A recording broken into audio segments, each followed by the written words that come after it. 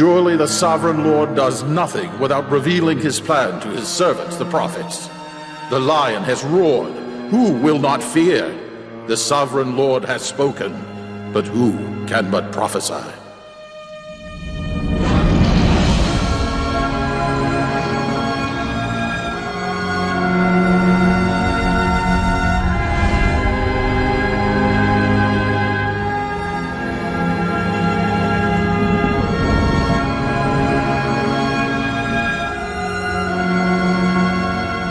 Let me invite you on a journey of revelation, which I believe could change your life, your church, and your destiny forever.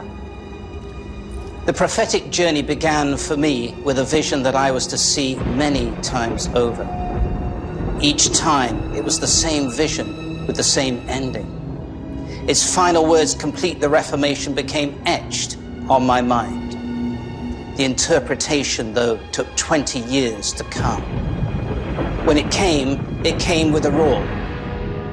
When a lion roars, it's declaring its lordship over its territory.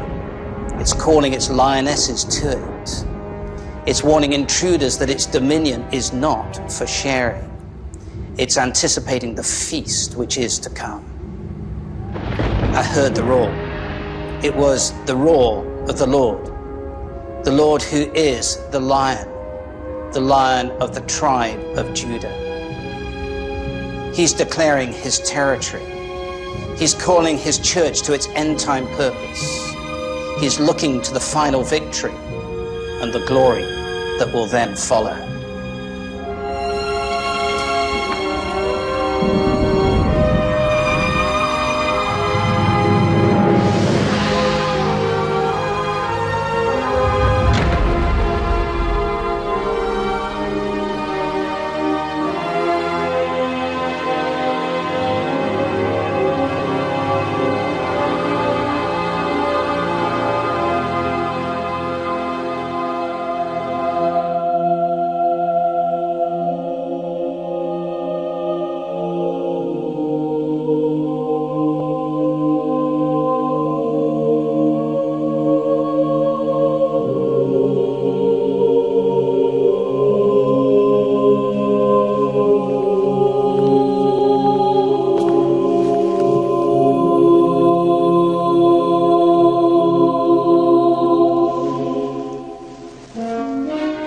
I first assumed it was a roar of applause for the grand finale of the end times.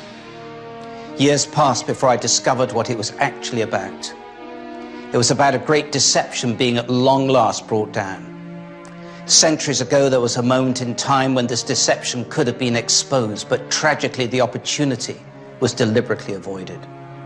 And because it remained concealed, the insidious effects of this great deception have continued to this day. As I was to discover, the demonic conspiracy that colluded throughout history to achieve this goes beyond all reckoning. The evil that lies behind it has caused consequence beyond all estimation.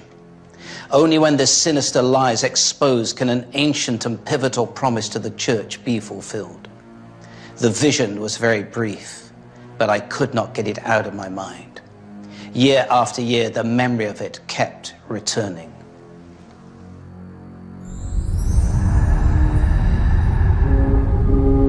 I saw an impressive building with an imposing Greek-style entrance, with pillars and steps, and a paved courtyard in front of it. People were going in and coming out of it, dressed in medieval clothing. The picture then flipped to inside the building, where a modern-day conference was in process. I guessed it was international, as many people were wearing headphones. And each time, the vision ended with the same words. Complete the Reformation.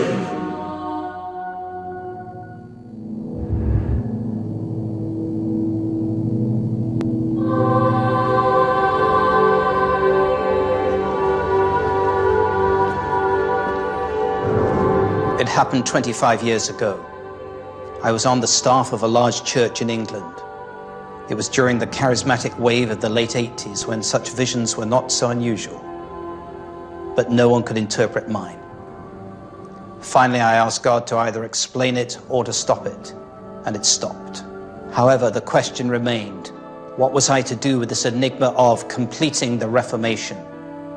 Then some years later, I was visiting the old city of Geneva, Switzerland, when the Lord caught me unawares.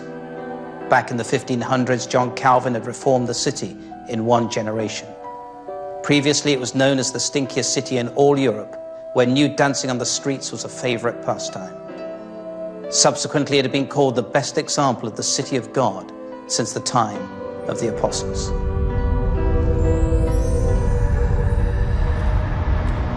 As I came round a corner, I stopped dead. There, precise to the last detail of my vision, was the very building I had seen in my visions. It was the Cathedral of Saint-Pierre from which Calvin had preached the Reformation.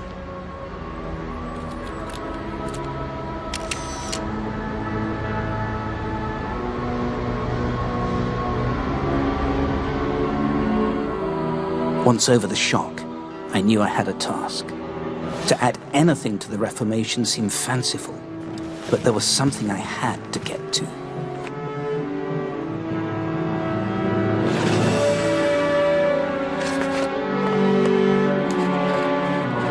So I began to study the Reformation. It was a vast subject that fascinated me, but was more than I could ever take in.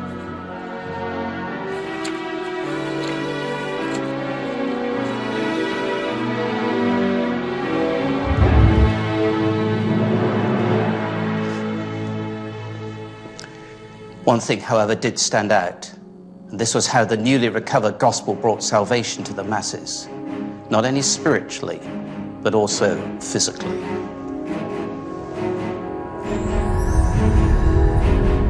Life was grim in medieval Europe, and on top of that, the Catholic Church added further burdens. The fear of evil spirits, purgatory, and eternal damnation prevailed. People were crying out. How can we be right with God? Surely there must be a better way to live. A better way to care for our families. To care for the poor.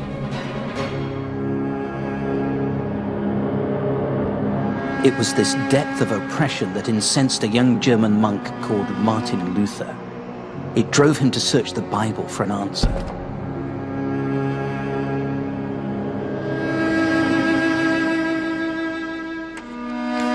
The relief came in the year 1513 when he grasped the meaning of a righteousness that is by faith from first to last. At this point, he felt like he'd gone through open doors into paradise. But this made the corruption of the Catholic Church even more intolerable to him. The sale of indulgences claiming to release souls from purgatory was the last straw. So, to challenge the Church, he set out his thoughts in 95 different theses and then posted them on the door of the castle church in Wittenberg.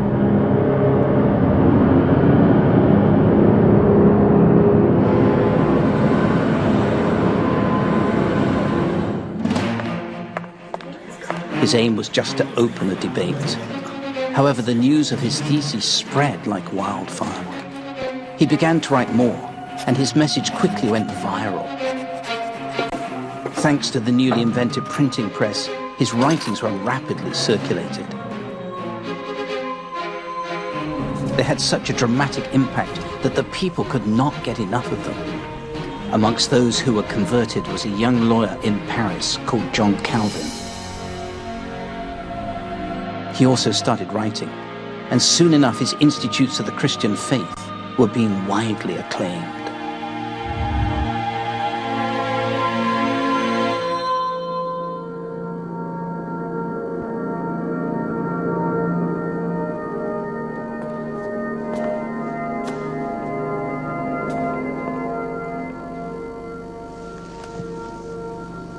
In 1536, in what can only be described as a God incident, Calvin's travels were diverted through Geneva. The citizens had just evicted the Catholic authorities, which had left them leaderless, but open to being reformed. Being well known for his institutes, the Genevans begged Calvin to stay and govern the city. Given its reputation, he only agreed with the greatest reluctance, and a difficult time followed both for him and for Geneva. But by applying strict adherence to biblical precepts, Calvin suppressed corruption and imposed his vision of a visible city of God. Geneva rapidly became a working model of the gospel's relevance to every area of life. Its ethos was based entirely on rightness with God, without a priest as an intermediary. It was completely by grace and totally through faith. Answers were now to be found in the Bible before they were to be found in the tradition of the church, because in the Bible were values for the whole of life. Those values brought forth individual responsibility, education for all, care of the poor, accountability in government, and much more.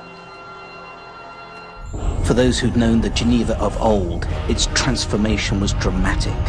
And being at the crossing of trade routes that ran both north-south and east-west, its influence soon spread. So this little city-state became a model of how a whole nation built on biblical principles could work.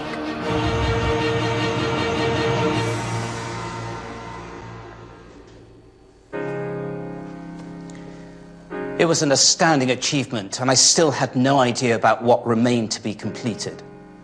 Many things were manifestly incomplete, but this was not surprising given that there was so much to do and so few reformers to do it. Since then, however, many of the gaps have been filled. If anything, this only left me with more questions. What was the command to complete the Reformation really about? Then one day I came across a story which was to connect many dots. Geneva had become a city of refuge for Protestant refugees from the Reformation. As a result, it had doubled its population from 10 to 20,000. Yet by total contrast, another group of people had been deliberately excluded. They were the Jews, and the Jews were forbidden to live in Geneva. Long before the Reformation, anti-Semitism had been rife across Europe. Everyone regarded the Jews as a cursed people, and Geneva was no exception. In 1490, they were finally expelled from living in the city, and even had to pay a toll to come in for the day. It was to be almost 300 years before this ended. Tragically, their expulsion 50 years before Calvin's arrival in Geneva was not reversed until 200 years after his death. Their exclusion was in spite of Calvin's Reformation being supposed to reflect biblical principles into every sector of life.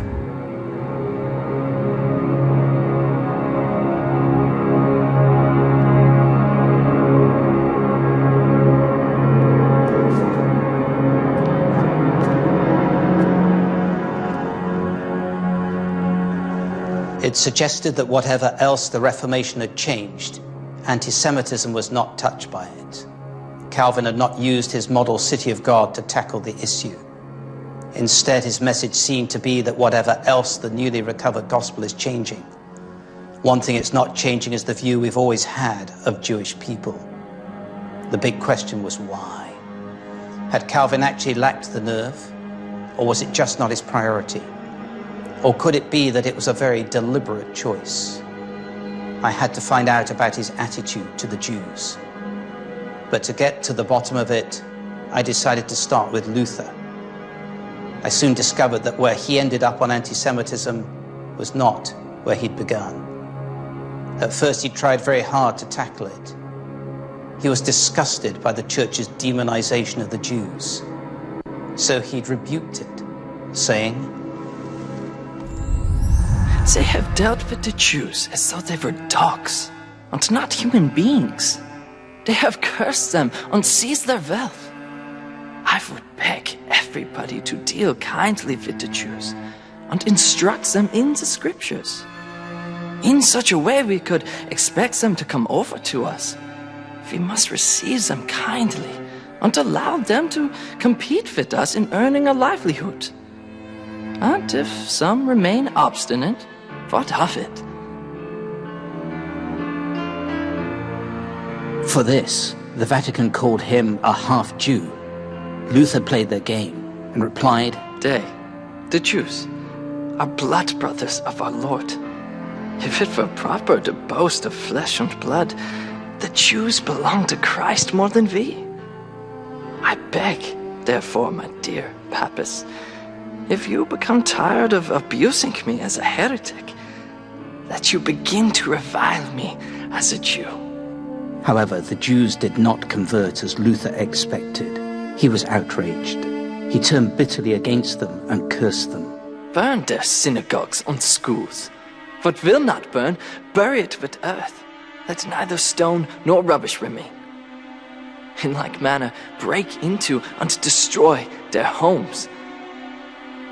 Take away their prayer book and Talmuds, for in them there is nothing but godlessness, lies, cursing, and swearing. Forbid their rabbis to teach on pain of life or limb.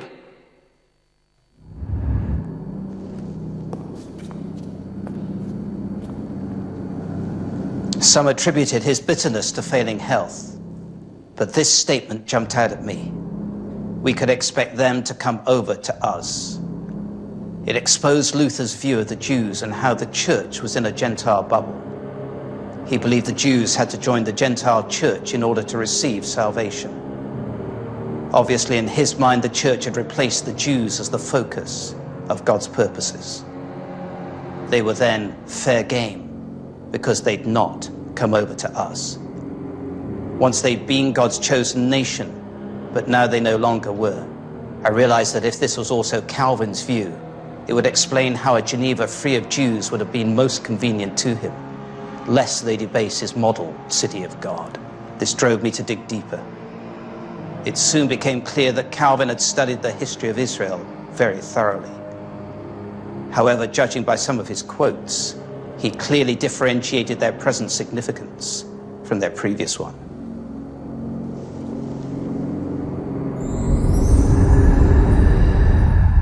When more polite, he wrote, I have had much conversation with many Jews. I have never seen either a drop of piety or a grain of truth or ingenuousness. No, I have never seen common sense in any Jew. When less polite, he wrote that the Jews, rotten in unbending stiff-neckedness, deserves that they be oppressed unendingly without measure or end, and that they die in their misery without the pity of anyone.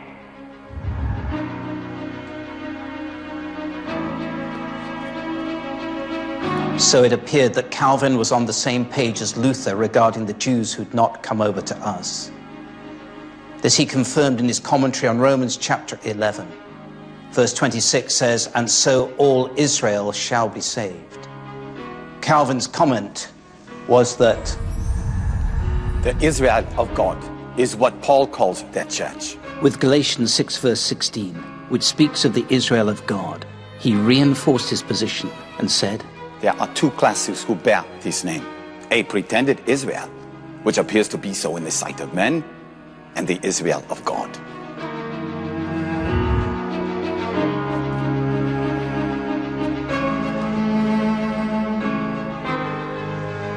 For Calvin, it was a pretense that the Jews were still God's chosen nation.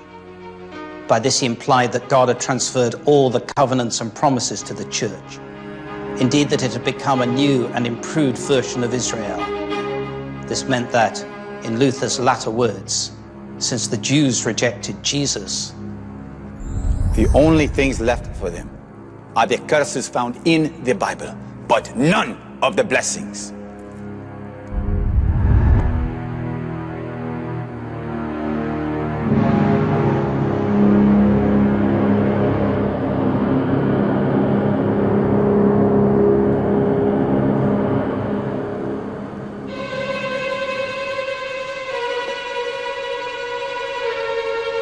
it all pointed in one direction. The message that the church had replaced Israel was woven into the newly recovered gospel, as it was dramatically changing people's lives, and the Jews were seen as an accursed people. No one disputed it. Then, as it passed from one generation of the church to the next, the message became increasingly established as the truth. However, this was by no means a guarantee of truth. Luther and Calvin might have been deceived. Could this then be the great incompletion of the Reformation? And if so, Where did it all start? Like tracing a leak from underground, I knew I had to get to its source. The more I dug, the deeper I realized it was buried in history. What I eventually unearthed was that the same position had been taken over 1,000 years earlier. Respected leaders of the 4th century church onwards, like Hilary, Bishop of Poitiers, had said, I will not eat with the Jews. The Jews are a people who always persisted in iniquity and glorified wickedness. Jerome, who was a prolific author and a powerful priest who was later made a saint, wrote that, No, there could never be expiation for the Jews, you see. God has always hated them. They are assassins of Christ. Christians should always hate the Jews. Indeed, Bishop John Chrysostom, who was greatly respected as a theologian, published 8 sermons expressing intense hatred toward the Jews, saying, Because God hates the Jews, 'tis the duty of Christians to hate them. A synagogue is worse than a brothel, is the den of scoundrels and repair of wild beasts.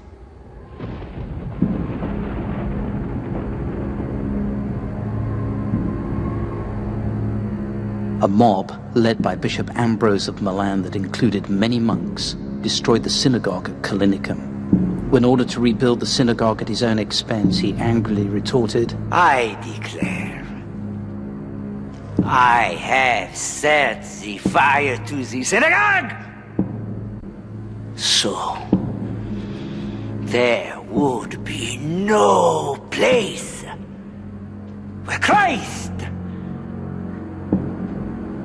be rejected. Augustine of Hippo, a bishop known as one of the greatest Christian thinkers of all time, said, The Jews were the sons of God, but now they are the sons of Satan. The true image of the Hebrews is Judas Iscariot, who sells the Lord for silver. The Jews will never understand the scriptures and forever bear the guilt for the death of Christ. Augustine's writings were highly influential in the development of Western Christianity. To these could be added the words of Eusebius, Hippolytus, and many others, but they could all have been wrong. And if this was the case, then the deception was immense beyond words. Scriptures kept coming to my mind about God's promises to Israel as a nation. I have loved you with an everlasting love. Only if the heavens above can be measured and the foundations of the earth below be searched out, will I reject all the descendants of Israel because of all they have done, declares the Lord. As far as election is concerned, they are loved on account of the patriarchs, for God's gift and his call are irrevocable. If the reformers were right, and God had withdrawn his apparently irrevocable promises to Israel, it raised some very disturbing questions. Were there other promises of his that he might also renege on? What would this mean for the church? Or for you and me? Could we even be sure of our own salvation? But questions like this just didn't fit with the God I've come to know, who remains faithful even when we are unfaithful. I could only conclude that the idea that the church had replaced Israel was fundamentally flawed. I wished I could meet Calvin to talk about it face to face. So I imagined persuading him to squeeze me into his frenetic schedule. He looked formidable, but I took a deep breath and I began. Monsieur Calvin, can I ask you about the standing of the Jewish people? In John 14, verse 7, Jesus says, no one can come to the Father except by me. How can the Jewish people who do not accept Jesus have any standing with God? But didn't God give an everlasting promise to love them? Chapter 2, Ephesians, verse 8 says, it is by grace you have been saved through faith. There is no exception clause about national identity being a means of salvation. even for the Jewish people from whom our Lord came. At this point, I thanked him for his time and left. To the Reformers, personal salvation was absolutely central. All else was secondary, including the plight of the Jews. I began to speculate on what the Reformers would have made of today's nation-state of Israel. So I let my imagination run a bit further and met Calvin again. Can I ask you, what is your view of the return of the Jewish people to their historic land? Can you tell me that the Jews who live in Israel are there in repentance? That these people have values which honor God's name? I noticed that even though he pressed me on whether the nation really looked like the chosen people of God, he still struggled to explain it as an accident of history. Truly, there were tough questions all round, and I needed some wisdom. How arrogant, even libelous would it be to suggest that the Reformers and some famous names from early church history were not just mistaken, but actually deceived. To my relief, guidance came in these words. Do not entertain an accusation against an elder unless it is brought by 2 or 3 witnesses.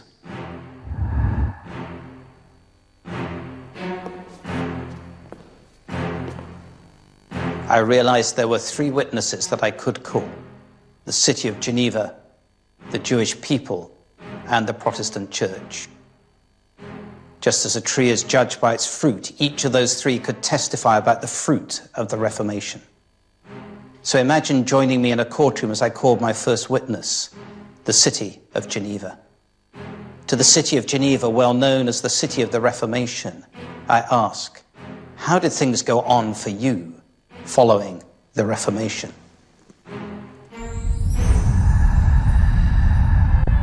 For the next generation or 2, things carried on much as under Calvin. When he died in 1564, Theodore Beza took over. He was less severe, but we maintained Calvin's disciplines. We continued to flourish, as we still do 450 years on, at least in a material way. Here today you can find the United Nations, along with the headquarters of many international organizations. A fair slice of the world's private finance passes through our banks. Much is brokered in Geneva, often secretly, with great international consequence.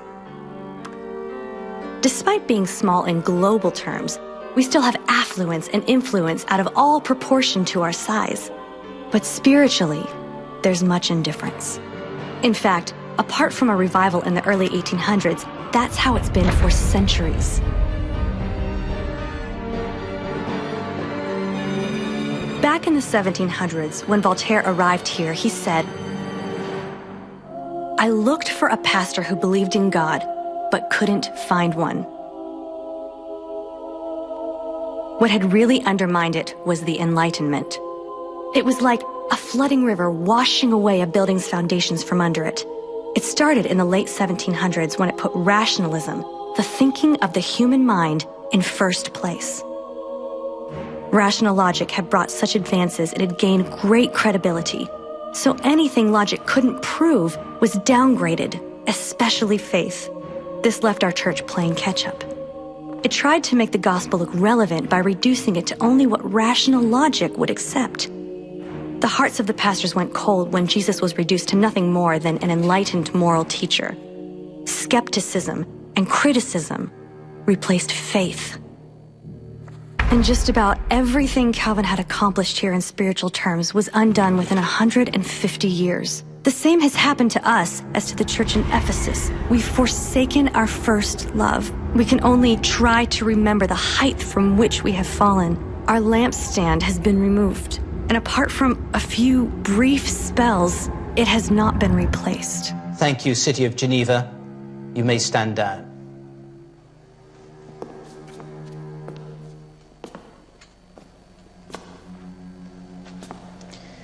I now call the second witness, the Jewish people. To the Jewish people I ask, how did things go on for you following the Reformation?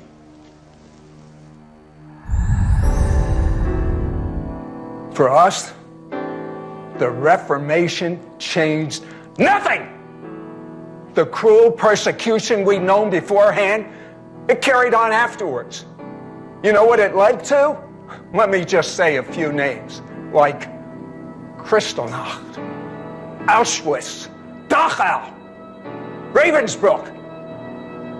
How could such things have been done to us just because of our identity? How could Hitler claim that in persecuting us, he was simply doing what the church had done for 1,600 years? I could say so much more. But do I really need to say any more?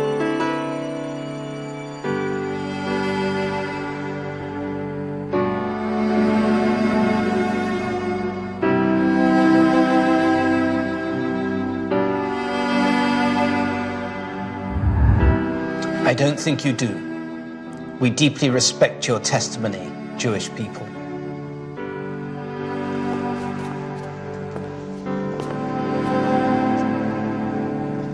Please call the third witness, the Protestant Church. Let me ask you, how did things go on for you following the Reformation? It was the Reformation that birthed us. It gave us our gospel and reached to millions. But sadly, we were divided from the beginning. Our founders, the Reformers, disagreed from the start. Today we're fragmented into thousands of different denominations. We're now only a tiny minority, and we can hardly say we're the salt and light of the world. Even where there's real faith, it's generally personal and private. Rather like a sweater that's taken on and off. So is much of the faith that's expressed in church only on a Sunday. Someone said that the church is sleeping, whilst God is weeping. This may well explain why we face so little persecution in the West, because a sleeping tiger is far less dangerous than a wounded tiger. Many of us are into religion rather than relationship with God. We tolerate all sorts of unrighteousness. We strain gnats, but swallow camels. We should be roaring like a lion, but the truth is, we're only whimpering. Thank you, Protestant Church, for your honesty. The evidence was undeniable. Despite its amazing achievements, the Reformation was seriously flawed and terribly incomplete. I left the courtroom heavy-hearted. I could only wonder how different it would have been if the Reformers had emphasized Paul's picture in Romans 11, which describes how believers are being grafted into Israel. Instead of them coming over to us, it would have been us going over to them. This would surely have endorsed God's ongoing purposes for Israel. And what a difference it would have made to Geneva, to the Jewish people, and to the church. For Geneva, Calvin's motto, post tenebras lux, or after the darkness, light, soon rang hollow. What if God had wanted to again use this city as an example to the world, this time in the face of the Enlightenment? It could have modeled how to apply boundaries to rational thinking, rather than letting it ride roughshod over everything. And 150 years of submitting to God's purposes for the Jews would have been great training for this. Because in Isaiah 55, verse 8, God says of himself, "For my thoughts are not your thoughts, neither are your ways my ways." Had Geneva bowed its knee to God's way for the Jewish people and continued to do so, its church might have withstood the Enlightenment. It might also have found that God had ongoing purpose for it that was spiritual as well as material. As for the Jews, many violations against them might not have occurred. They might have been less prejudiced against Christianity and more open to the gospel. The nation of Israel might also be under less pressure today if the church had understood its significance. But then, for the church, what if it had understood its identity as being grafted into Israel?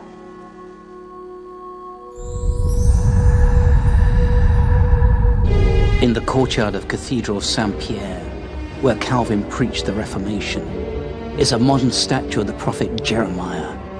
Intriguingly, his face is turned away from the building, as if he can't bear to look at it. I wondered how God's word through him might apply to the church today, because to a people of God who were deceived, he prophesied. They weary themselves with sinning. In the midst of much deception, in their deceit, they refuse to acknowledge me, declares the Lord.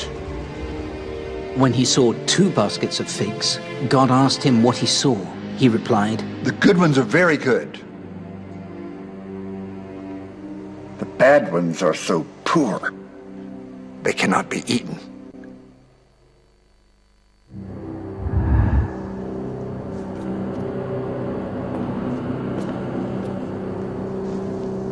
The prophecy addresses today's church.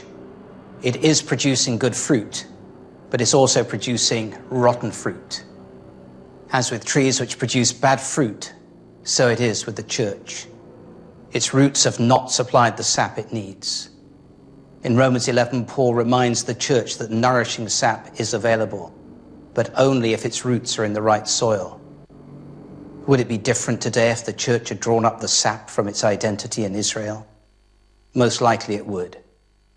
It was becoming increasingly obvious to me how wrong the reformers were about the nation of Israel having lost its standing with God. They'd been caught in an ancient deception that was still seeking its opportunity. Indeed, it was so compelling that whatever else they succeeded in reforming, they ended up regenerating the deception rather than reforming it. And the further I dug into it, the more I realized how outrageous it was to claim that the Jews had lost their unique purpose. Our Savior was born into a Jewish family and raised in Jewish tradition. He lived and died as a Jew. The apostles, the first believers, and the scriptures were all Jewish. In fact, the question the council in Acts 15 had to resolve was whether the gospel was also for the Gentiles. The fact is that without the Jewish Messiah and his Jewish disciples, there would be no Christian church today. For Satan to strike at the Jewishness of the Christian faith really was to aim at the jugular.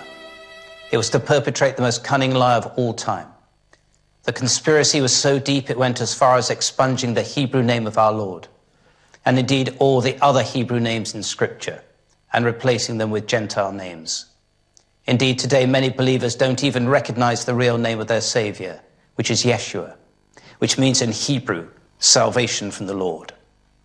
This plot to cover up his persona by giving him a Gentile name reveals how conspiratorial the devil truly was.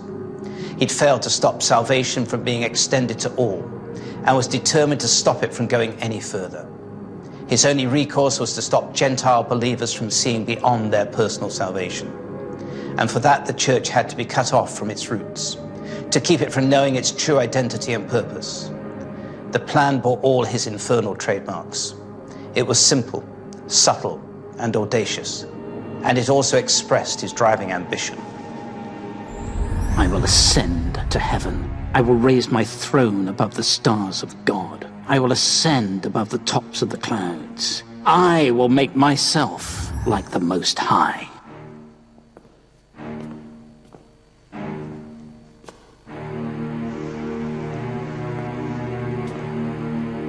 The devil's plan was also designed to injure the nation that God had raised up, and which so riled him. It came together exquisitely when he whispered to the church, did God really say Israel is still significant? The inference was that if salvation was personal and exclusively through Yeshua, this then was the whole package. By displacing Israel, the church was now elevated. It bought the lie and lost sight of its true identity and heritage. The power of its early days waned, and it slipped towards religiosity. Its grip on the gospel weakened, and its fruit degenerated. The further the church drifted, the less objective it became, and the more the plight of the Jews seemed justified. By the time of the Reformation, the deception was so entrenched that it slipped under the radar. As it wove itself into the recovered gospel, it picked up a whole new lease of life. And to this day, it shapes the understanding of many believers who just don't realize how insidious this ancient deception really is. So what do we make of its power to beguile them, as it beguiled leaders of the early church and the reformers? Well, the devil's power to deceive should never be underestimated, even right up to his final destruction.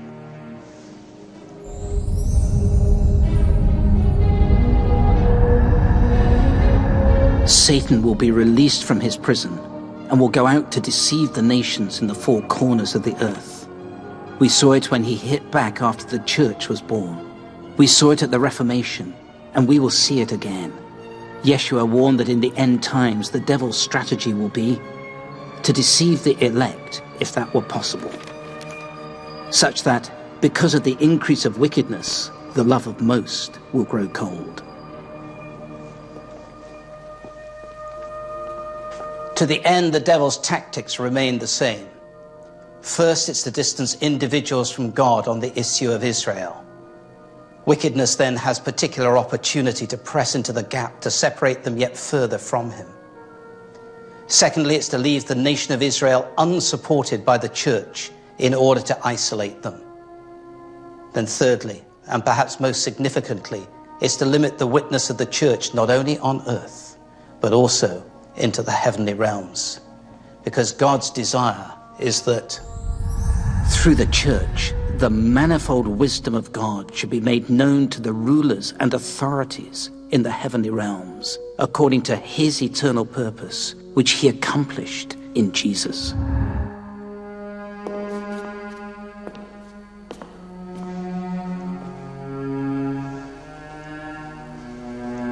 The deeper I dug, the clearer I became about what needed to be fixed to complete the Reformation. But I still had no idea about what it meant in practice. Then the Lord gave me the picture of a long-established ivy that had grown out of control across a large wall. It had sunk its tendrils into the brickwork, here, there, and everywhere. To get rid of the ivy by picking off one tendril at a time would take forever. The only solution was to take a sharp axe to its root. In that moment, I got it.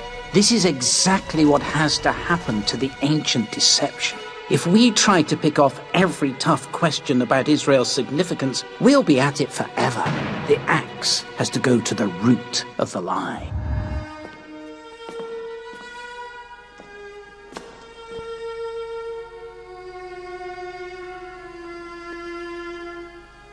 However, axing the root of an ivy does not kill it instantly.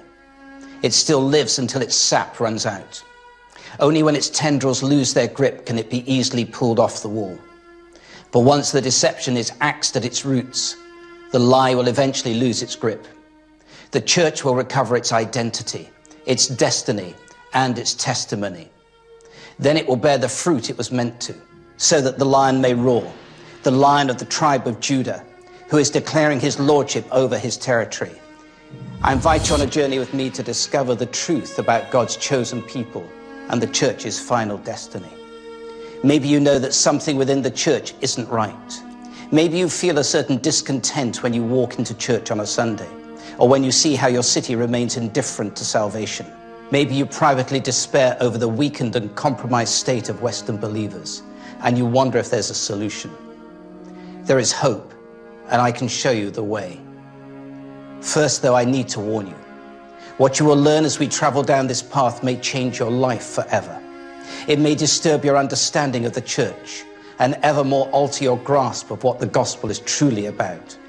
It could start you on a journey that you have not been anticipating, a journey that could have great consequence for you. This is your choice, and your choice alone.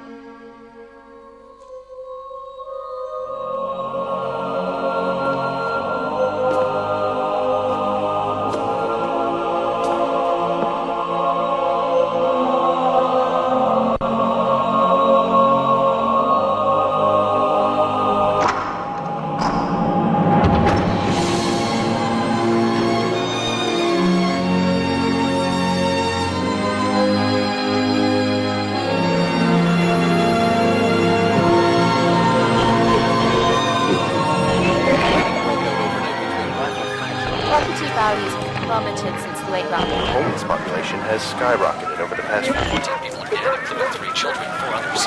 Profiteers driven people to acts of desperate. Police have suspects in custody.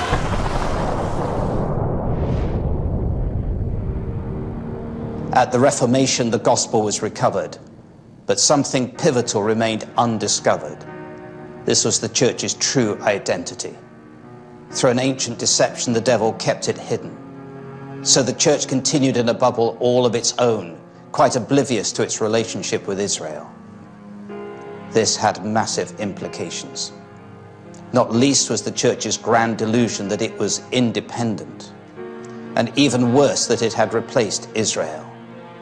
The church, therefore, had no idea of its identity, let alone of how its destiny and testimony hinged on being grafted into Israel.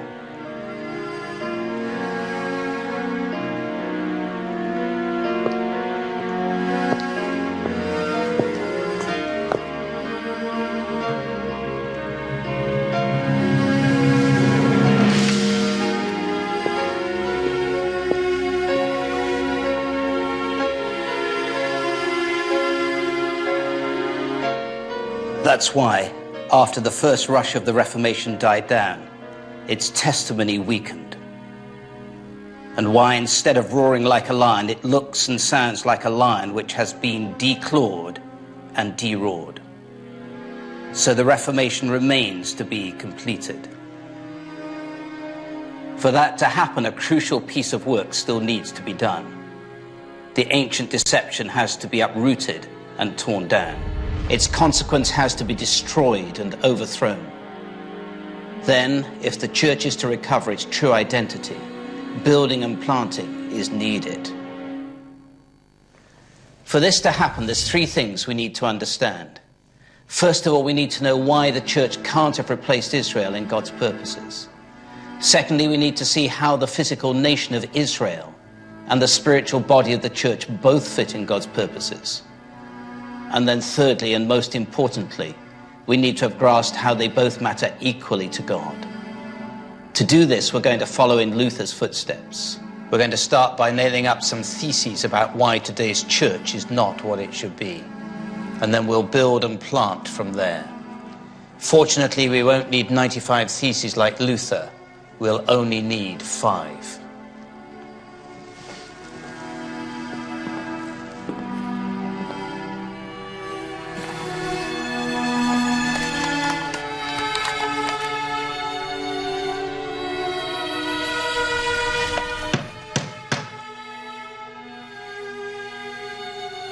Thesis number 1.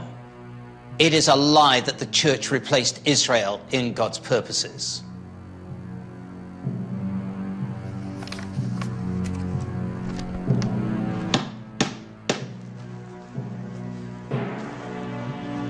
Thesis number 2. The failure to expose this ancient deception distorted the gospel of the Reformation.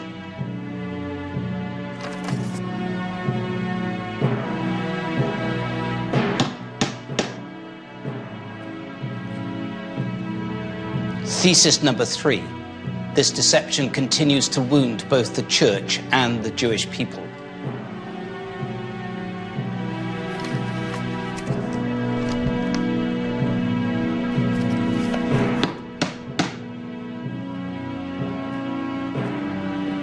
Thesis number 4. The truth about God's ongoing purposes for the nation of Israel needs to stand alongside his purposes for the church.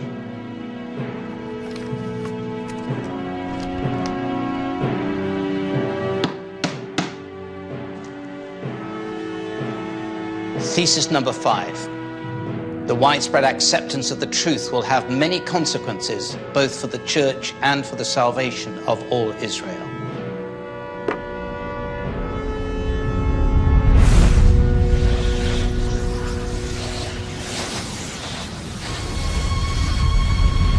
God has planned great things for the Jewish people. In Genesis 17, verse 7, he promises, I will establish my covenant as an everlasting covenant between me and you and your descendants after you. And in Jeremiah 31, verse 37, God says that only if the heavens can be measured and the foundations of the earth below be searched out, will I reject all the descendants of Israel because of all they've done. In Jeremiah 31, verse 35 to 36, we learn that these promises are unconditional. When God proclaims, I who appoint the sun to shine by day, who decrees the moon and the stars to shine by night, who stirs up the seas so that its waves roar, declares, only if these decrees vanish from my sight will the descendants of Israel ever cease to be a nation before me. God's purpose for the Jewish people is utterly unique. In Genesis 12, verse 1 to 3, God promises the Jewish people through Abram, I will make you into a great nation. I will bless you. I will make your name great, and you will be a blessing. I will bless those who bless you, and whoever curses you, I will curse. And all the peoples of the earth will be blessed through you. God's intention is that Israel will reflect his light into a dark world to such an extent that Gentile nations will crave salvation instead of darkness. In Isaiah 49, verse 6, God promises, I will also make you a light to the Gentiles, that you may bring salvation to the ends of the earth. It's meant to work in the same way that we get rid of the darkness in a room. We don't push the darkness out, we simply switch the light on. Israel is to be the lighting system of the world, and God is to be its power supply. Israel's witness will increasingly impact the nations by shining the light of God's love into the darkness of a lost world. To turn your back on Israel is to turn your back on God. Times change, but the devil's strategy does not. His strategy is the same as it was with Eve in the Garden of Eden. Just as he harnessed the events of the early church and then of the Reformation, so he's harnessing today's events with the lie. Did God really say Israel is still significant? Luther's breakthrough focused on how to be made personally right with God, and it certainly met the needs of the people. But had Luther emphasized what salvation is for, which is the righteousness of God, church history might have been very different. Yeshua never said, seek first your own personal salvation. In fact, the words personal salvation cannot be found anywhere in Scripture. Of course, we need to be made personally right with God. But it's his kingdom which is at the center, not ours. He's at the center, not us. We're to seek first and foremost his kingdom and his righteousness. Anything else is a distortion of the gospel. History is history. Our challenge today is, which way will we go? What action will we take to burst the bubble of the church's delusion? How far will we seek the greatness of God's purposes? On this hinges the scope for the devil to keep perpetrating his ancient deception. So we have a choice to let him go on propagating this lie, or to own these words from Proverbs. The righteous are as bold as a lion. Our declaring the greatness of God's saving purposes will usher the coming of the Lion of Judah. He will come as a roaring lion. He will declare his lordship over the fullness of his territory. He will then fulfill the prophecy of Hosea. How can I give you up, Ephraim? How can I hand you over, Israel? They will follow the Lord. He will roar like a lion. When he roars, his children will come trembling from the west. They will come trembling like birds from Egypt, like doves from Assyria. I will settle them in their homes, declares the Lord. The question is, will you take this key and use it yourself?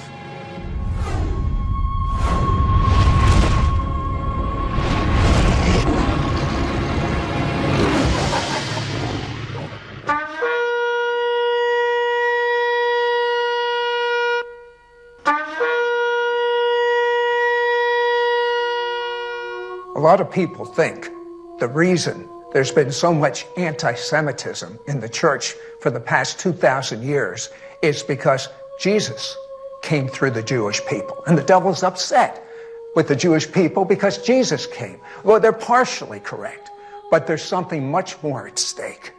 You see, according to Amos, the 9th chapter, God says in the last days, he will restore the tabernacle of David. The word tabernacle in the Hebrew means house or family. In the last days, God will restore the family of David, the Jewish people. And he says when that occurs, we will have a great Gentile revival. But not just a great Gentile revival, because Amos then describes what he sees with his eyes. He doesn't understand it, but it is the greatest harvest of souls in the history of the world. That's what's at stake. The salvation of the world.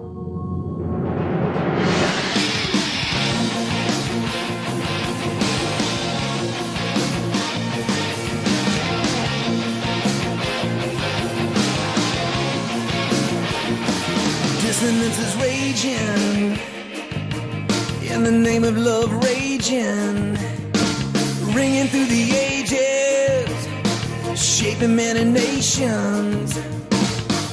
Deception all around, in the air, invisible sounds. You can feel the hatred.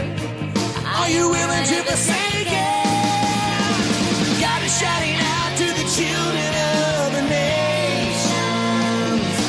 My people divided no more. As we gather in the light at the dawn of truth that's breaking.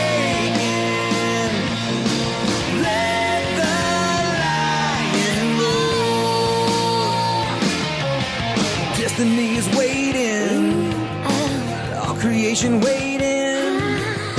Humanity is aching to see its sons and daughters waking.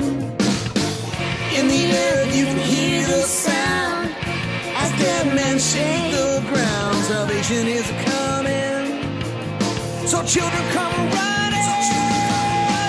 God is shouting out to the children of the nation. People divided no more.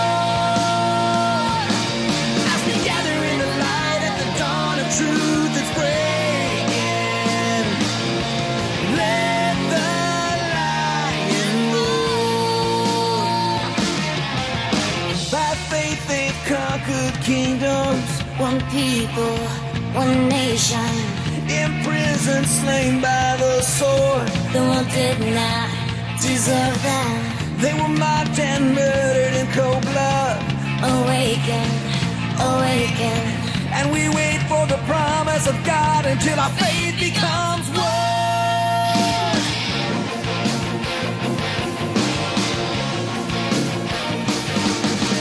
God is shouting out to the children of the nations. My people divided no more. As we gather in the light at the dawn of truth that's breaking.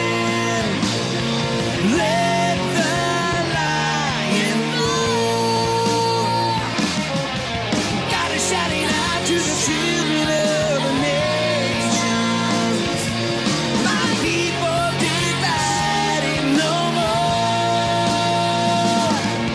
As we gather in the light at the dawn of truth that's breaking. Let the lion roar.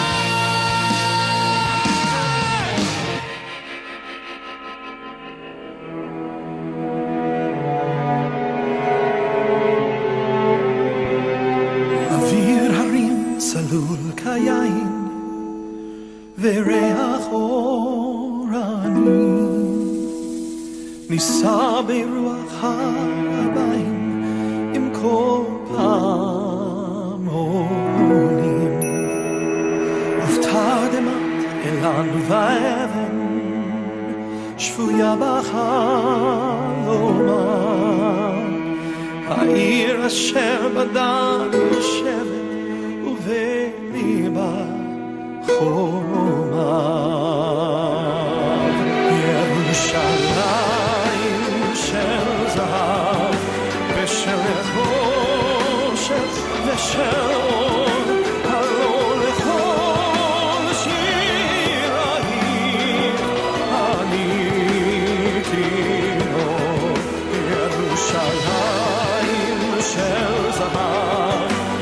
של נחושת ושל